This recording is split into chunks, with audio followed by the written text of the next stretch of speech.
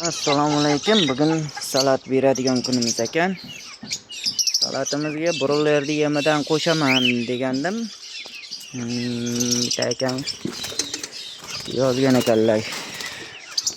Tovuqqa ham, indikka ham berilsa 6 oydan uzoq yashamaydi deb jigarda pishiradi degan ekanlar. Kommentariyada yozaman dedim.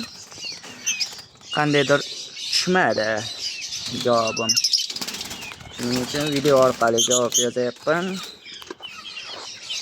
Bu broiler demini 5-6 yildan bos beramiz. 5-6 yillik qushlar bor yashayotgan. 10 yil, 12 yildan bos boqamiz. Katta qushlar ham bor ichida.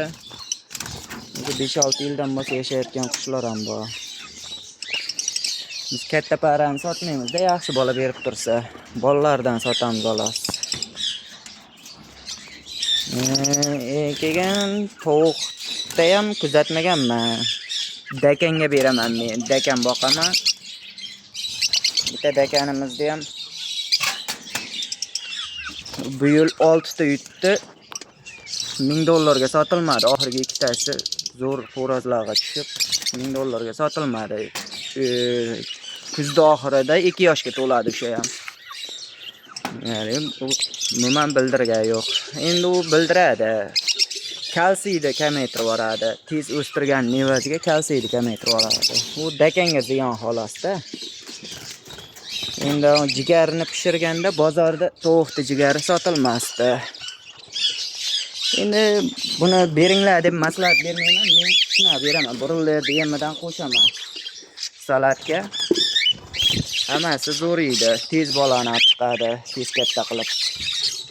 Ammo o'lgan yo'q, o'lish kuzatilmaydi. 50% odam beradi.